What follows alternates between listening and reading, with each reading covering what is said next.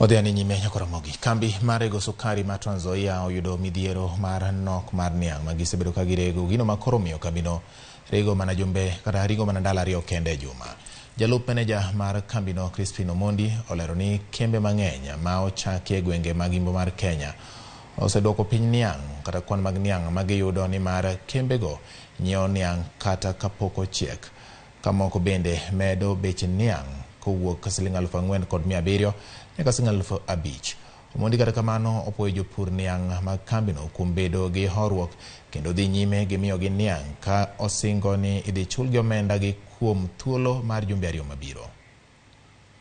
On the cane supply, with multiplicity of millers around our catchment area, you know very well that in the recent past we have just been having Nzoia, West Kenya, the Kabras, and of course Butali. But we had Naitiri coming in sometimes last year, which took most of the cane that we were getting from the eastern part of this company.